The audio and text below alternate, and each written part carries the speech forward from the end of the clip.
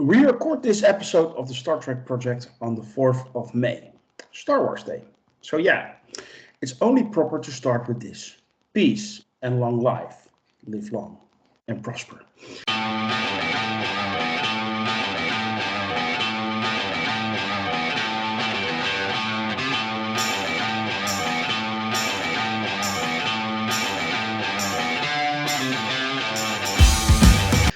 This is the Review of Champions, and I'm your host, Grandmaster. With me is a powerful panel made up of the finest champions Sakaar has to offer. I have a feeling I repeat this all the time, but anyway, let me introduce that to you. First up, the champion among champions, Mr. Taylor first. How are you? Great, thanks. Uh, the honor is all mine. Next up, young and pretty, as I said before, Merv. How are you? Fantastic. And voice only, the grand old lady of the podcast of champions, Lokismom. How are you today? I'm grand and old, Uh, and otherwise well. you put up your wise voice. That's good. This is episode 5 of the Star Trek project, where we will be reviewing Star Trek, all of it in order of release, sort of. Today we're going to talk about Star Trek: The Motion Picture. But before we do, I want to ask you all to help us out. Like and share this video and subscribe to our channel. And if you really can't get enough of us, you can join our ranks. Go to Sakaar at sakaar.freeforums.net, set up that account, get to know us, and yes, join us in our reviews, podcast, the Star Trek project. We would love to have you on the show. It's true, we really do. Well, Star Trek: The Motion Picture. The year is 1979, and Star Trek franchise had outings on TV, both in live action and animation. But in this year, they also make the jump to the big screen. Correct me if I'm wrong, and you can correct me in the comments, by the way. But this is the first still running continuity to do so. A feat to applaud in my book. So we're going to set up our episodes of the Star Trek project when we do with movies the same way we always do with our movie reviews. 3 rounds, quick thoughts, deep dive, and related things, and we round it off with a rating. Our favorite part, at least among some people. Let's dive right into it. Taylor, Star Trek: The Motion Picture. Did you see it in the theater when it came out? Yes, I did. I'm not sure exactly how soon after it came out because, in those days it usually didn't open nationwide all at once. They would open, one region of the country at a time. But I definitely saw it as soon as I could in the theater. And I loved it then. I've rewatched it several times since then. I rewatched it again this week to prepare for the podcast, and it just gets better every time. It's just a great movie. I consider these original cast movies to be the second phase of Star Trek. I know some people consider Next Generation to be the second phase, but I think these movies should get a phase of their own if we're counting. So I consider these movies to be the second phase of Star Trek, and this one starts it off in a spectacular fashion. To come back to your comment about movies not opening nationwide, and I'm talking about the US here. I'm not a US citizen, as you may know, or not. I'm not, by the way. In my part of the world, we sometimes got movies like half a year, 9 months, even a year after they released in the US. It's May 4th, so let's. I take a little bit of Star Wars in here. I had the Phantom Menace on 3 CDs, like 9 months before it came out in my country, in the movie theater, and I had it already on 3 CDs. The quality was awful, and it was boring then, and it's still boring now. And but at least I got to see it 9 months before release here in the Netherlands. But anyway, that's history. Lokismom, did you see the motion picture in theaters when it came out? I did. I probably saw it just as I was in a major market area, so I probably saw it. Its premiere week. So yeah, and I was very excited about it. And then when I actually saw it, I have to say I was disappointed at the time. Now I've seen it in retrospect, and I have a different opinion about it. Oh, interesting. Well, I can go to Merv and ask him if he saw it when it first aired when it came out in movie theater back in 1979. But I think Merv was born in the 21st century or so. You look so young. So I'm not going to do that. Merv, you saw it, I think, recently for the first time. What did you think of it? Yeah, I watched it about 4 hours ago for the first time. So Okay. it did not ring any bells. So I never watched it as a kid where it was like fuzzy memory wise. Um, I enjoyed it. I thought it was clearly a grander step up from the original series in almost every way. You know, better special effects, better deeper storylines and stuff like that. And it was definitely a nice uptick from where that original series was in pretty much every way that matters. Okay. Well, let me chip in here. I also rewatched it this week for the first time in 20 years or so. And I actually was pleasantly surprised. In my memory, it was, well, I'm just going to say quite boring. But I was more intrigued than I remember from back in the day. So, yeah, I tend to agree. It is a better movie than it gets credit in general. But let's take a deeper dive into it, and I'm gonna start with, well, ladies first. Lokismom. Lokismom. Um, Give me your negatives. Maybe you can start what you were disappointed in back in the day and what you like now more about it, etc. Go ahead. Well, one thing that I liked, or I didn't like, and still don't like, if you want to put it that way, uh, both events was um, it was overlong in a lot of those effect scenes, particularly that beginning, that opening scene where Scotty takes Captain Kirk over to the new refitted Enterprise, and he just ride under it, and then the music and all that, and it just kind of goes on and on. I think maybe for like over a minute. Mhm. And then they do it again when they're going inside the V'ger entity, and or I'm not sure what it was called, but it kept asking for V'ger. It kept going into that. That was, I think, overlong. Otherwise, I think what disappointed me back then was um, we hadn't seen the characters since Star Trek had ended back in what was it, 69, I believe it was. Mhm. So then you've got 10 years, 11 years at least before we're seeing the characters again. And of course, they've aged 10 years. I think that kind of showed up on this, and particularly you're seeing it on a big screen at that point, not the small TV, but the movie screen. So it was kind of like a little, ugh, kind of feeling our age here. And I didn't like the sets. I remember not liking the uniforms. There were a lot of things I didn't like about it. The story itself I thought was pretty good. In a lot of ways, it was just one of the TV episodes, and it just had a lot of stuff added to it, especially the effects and all that time it took to go into these things and whatnot. Um, but now when I saw it again, I think I kind of, and to added to the fact that we've been watching the Star Trek series, and I've just kind of went from one to the other just within a few weeks. So yeah, now that I'm much older myself, the characters don't look that old. They still look young and vibrant, and they're still very recognizable as the characters. So that I think changed for me, and I think I appreciated the story a little bit more. I saw it really went into some depth as far as the meaning of life and things like that. I think they were trying to ask that one big question, why do we exist? And I think they kind of took and just a classic Star Trek take on it. That Gene Roddenberry philosophy was right there in there.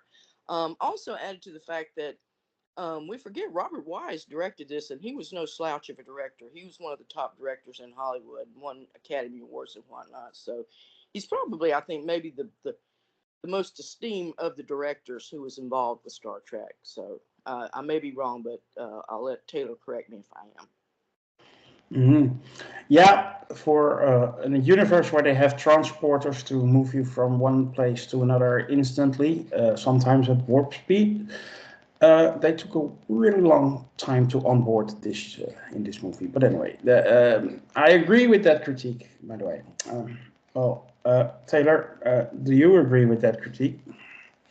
Well, that's called starship porn.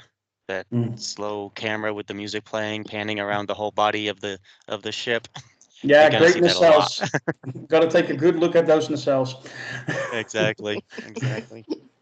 But now, as I understand it, they were actually working on making a new series with the original cast because, of course, the show had been huge, exploded in reruns and syndication. But then Star Wars happened and became the biggest hit in history, and they said, "Stop the presses. We're going to make movies because we can make a ton of money that way." So they kind of had a reset, and they used some ideas that they had been working on for a new series and integrated them into this new movie. But the movie itself, first of all, it's such a time capsule of like the special effects and the camera work and things like that. Especially like the special effects, you can really see how it builds on stuff that came before, things like 2001: A Space Odyssey, Logan's Run, Star Wars, of course, was a big influence, Superman, and then you can see how what they did, because they just kind of took it up to 11 for this movie. This movie was really a showcase of special effects. I mean, 90% of the movie is is special effects, and then how it influenced things going forward. Things like Tron and The Last Starfighter and um, Masters of the Universe. You know, all those typical '80s sci-fi movies used a lot of the same techniques of special effects. And I thought those, I mean, the special effects in this movie are really spectacular even now when you watch it knowing the technology that was available at the time compared to today. Also, the music. I don't think I ever noticed before that the opening credits music is the Next Generation Yeah, music I had the until I same watched it this week. experience. Until I watched it this week, I'm like, wait, I didn't know Next Generation took the original or took the motion picture theme song, but that's excellent. Um, Yeah. I I loved, the whole crew getting back together. I loved the story, and now before we get to the whole V'ger story, what starts here in this movie and is kind of a theme throughout the rest of these original cast movies is they are getting older, and Kirk is losing a step here and there, and coming to grips with that for all of them. And it does really start here. Of course, Kirk hasn't been on a starship for a while. He's been working at headquarters, Starfleet, and the ship's been refitted. He has to learn some new stuff, which is good because unlike some movies starting in 2009 that we'll talk about later, you actually have to learn things or relearn things before you can command a starship. Okay. So I thought that was done very tastefully. And again, like Loki's mom said, Robert Wise did an excellent job of directing the actors. All the acting is very good. Everyone seems to jump right back into their role after 10 years and did a great job. Um, I loved the opening scene with the Klingons. Now they did make that decision to change the appearance of the Klingons, and that would come back to haunt them for decades to come, as we'll talk about as things go on. But they did a really good job. And if no one noticed, by the way, or checked the credits, the Klingon captain was played by Mark Leonard, who played Sarek, Spock's father, in the original series. He was also the Klingon captain in this movie. But I like that how they started right there in space with the special effects and the Klingon battle cruisers and getting destroyed by V'ger. Also love that Grace Lee Whitney, Janice Rand herself, was back aboard the Enterprise for just one little scene, but she was there, and I thought that was good. I think there's like a whole tragedy story about her and why she had to leave the show and what happened to her after that, but she was back for this movie, and that was great.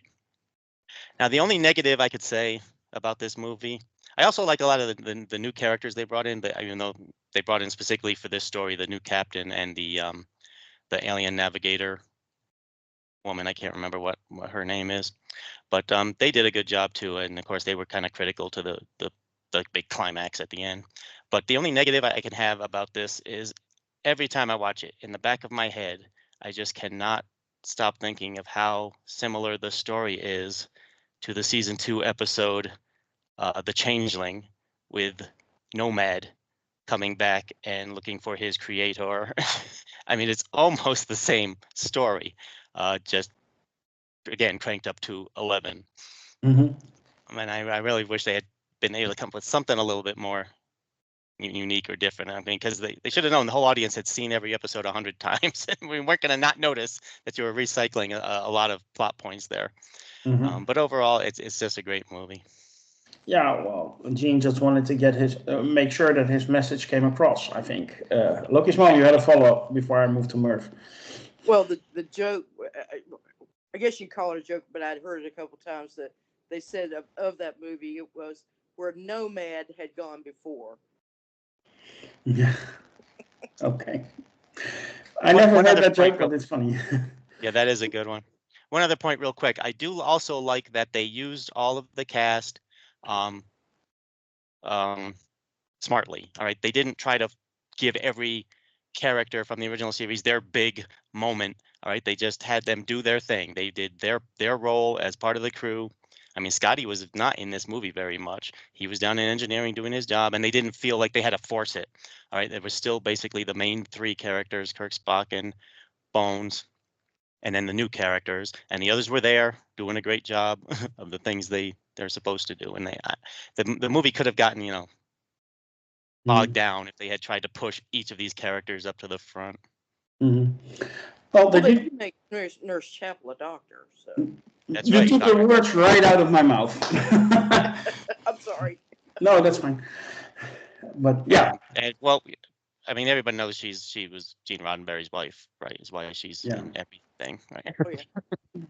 Mm, I like her in her other role better, but we will get to that in a few months. Merv, well, you like the movie, but do you agree with some of the critique you hear that some scenes could have been a little bit shorter? Yes. Overall, I think you could have probably cut like 30 minutes off of this movie, and it would have been a little bit better for it as far as my tastes go. I definitely, the transport scene, the ship porn in the beginning of it was very much like, I went from like, oh, this soundtrack is really, really good, to what are we still doing here? Like I literally was checking my clock because it felt that long. And there was a couple other scenes like that early on where I was just like, get this story going, which is a thing with the original series a little bit for me too. So maybe it's just the pacing of the time. I don't know. But I will say that I acknowledge that like it would have probably been really, really cool if in 1979 it had been 10 years since I had seen these characters, and then I get to see them again on the big screen. I didn't really have that because I saw them like a couple of weeks ago on my small screen. But I understand like that's what this is. This is like, whenever I saw it, coming back to Star Wars, since it's the Force Day or whatever, when I saw Episode 1 in theaters as a teenager, that was like, oh, I'm getting to see these characters since I wasn't alive for the old films, or wasn't old enough to watch them. But I get that that's kind of where this movie like has its strengths, where it's a little bit lost on me because it's so much after the fact, that I'm not watching this stuff until 2024 or whenever the movie comes out 10 years after, but I'm seeing it a month later.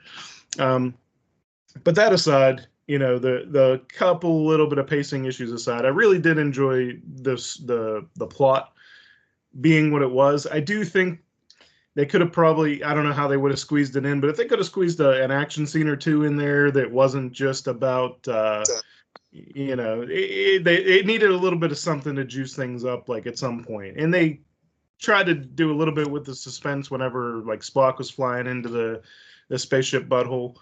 But, it didn't do as much for me as like, the beginning with the Klingons fighting the blue cloud. Like that was more exciting than a lot of the stuff towards the end. But I will say at that point, towards the end, I was more invested in like the outcome of the story at that point. Yeah. I really liked the Decker character. I was surprised that because I was fully expected to hate him because Kirk gets on board and he's taken over, and you're just like, what's this guy all busy about? You're not going to replace Captain Kirk. But I really grew to like him like almost immediately. Like him and Ilya is the bald woman's name. Like I really liked their little thing that they had going. I really liked the Decker versus Kirk stuff that was going on there, and I really liked that Kirk couldn't almost. It took him a while to see like his flaws. Like he was so just used to being in charge. I think that he didn't acknowledge that he maybe missed a few steps. Like he's not the same guy he used to be, in that he has to get back to that in order to be as productive a captain as he used to be. So I really like that little aspect. Great legs on Ilya. They really showed him off in the second half. She was gorgeous. Hair aside, like she was a beautiful woman. I guess she was like Miss Universe or in the pageant or something like that. That was pretty good. Let's see. Yeah, that's all my notes are. I thought for some reason throughout most of the movie, and that the timeline didn't add up, but I kept seeing the character Decker, and I'm like, is that Greg Kinnear?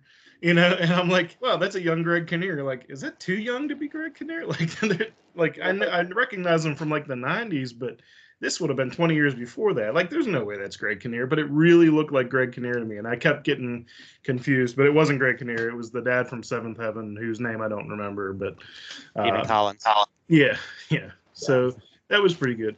I did like I said, I did like the kind of Voyager reveal.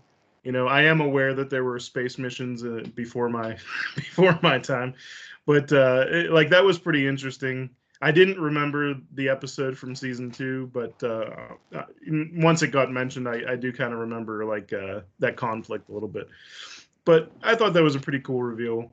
I for the movies moving forward, I'm kind of hoping that there's a little bit more of an action pace. And I have a semblance of a memory of Wrath of Khan, so I expect better things from Wrath of Khan. But this was a pretty good start, and I do think it was an upgrade from the original series, but maybe not quite as good as where the movies are going to wind up. So I'm pretty comfortable with this movie here. Yeah, well, I'm sure we get to talk about it at a later moment in this series, but Gene Roddenberry had a philosophy, which is a beautiful philosophy, or whatever you think about it, but it didn't really sell. In the end, the stuff with, like you say, action or political intrigue, what we get later on, or stuff like that, was more popular with the fans. They basically didn't replace him, but he got a little bit moved to the side for other showrunners and other directors and other. But we will get to talk about that later in the series. Taylor, you had a follow-up? Yeah, just to follow up on that, it was actually kind of surprising at the time, coming off the heels of Star Wars, which of course was all about space battles and sword fights and stuff, that this movie did make the decision to go the dramatic route with less action. There was no Kirk Fu scenes.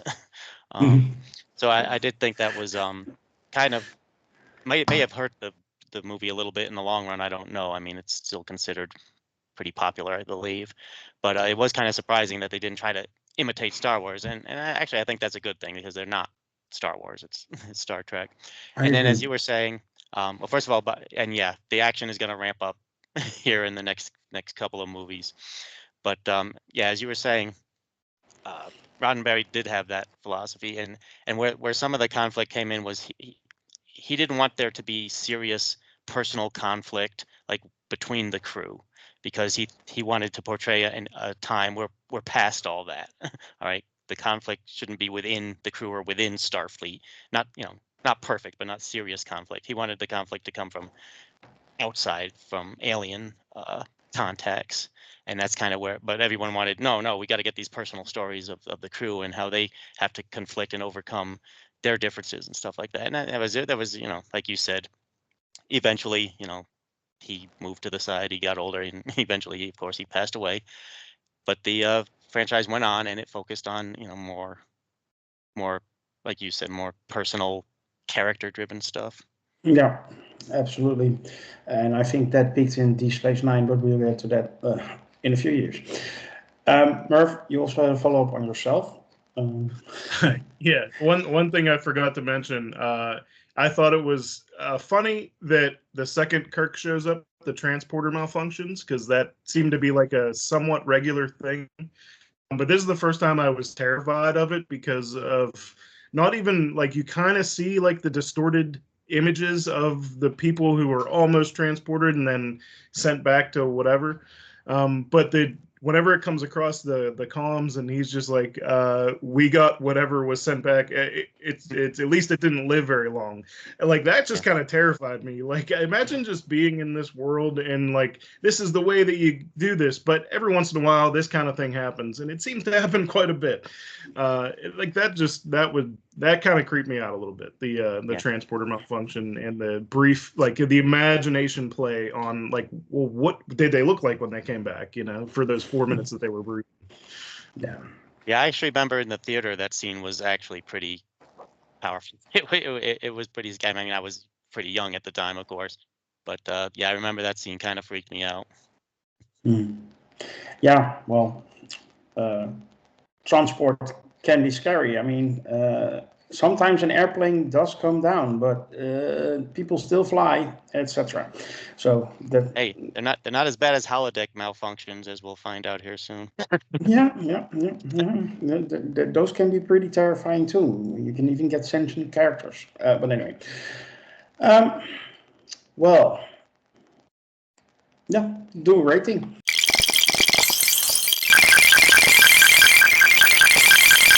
And I'm going to start with you, Merv. Fresh out of the gate, what is your number for Star Trek: The Motion Picture? I will give it a 6.5 out of 10. Just a couple of those like long scenes just kind of brought it down about a half a tick for me. That's fair. Lokismom? I'm gonna give it a 7.5.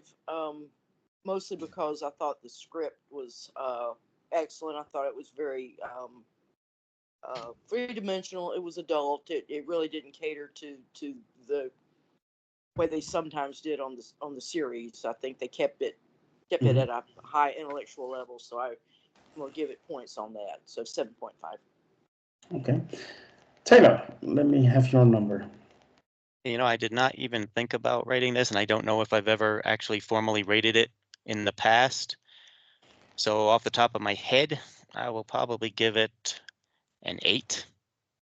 8 out of 10, just based on how much better I know some of the coming movies are going to be. Yeah. Just judging this on merit, I would say I give this a 7 out of 10. It's a good movie. It may not be what people expected back in the day, or from a big blockbuster movie set in space. Maybe people had other expectations. That's why maybe, like Lokismom said, it was a bit disappointing at the time. But I think it's a good movie, and it does what Star Trek is. And it didn't fall into the trap of emulating Star Wars or trying to make money with spectacular stuff. And it was still spectacular, like Taylor said, the special effects. So 7 out of 10 for me. And that, after our rating, will conclude this month's episode of the Star Trek Project. We hope you have enjoyed our discussion today. If you did, you can help us out by liking and sharing this review and subscribing to our YouTube channel. And if you really want more of us, you can join our forum at sakaar.freeforms.net. We would love it if you do that. Episode 6 of the Star Trek Project, we will be discussing Star Trek II, The Wrath of Khan. We will also make a seasonal review for X-Men 97, coming out in 2 weeks or so. It's currently running on Disney+, so check it out so you can watch our review in 2 weeks. And in a few months' time, we will be making a review series for The Acolyte, or a few months. That's actually next month. Whoa. And be on the lookout for that. For now, I want to thank you all also on behalf of our champions, and wish you to live long and prosper. Bye.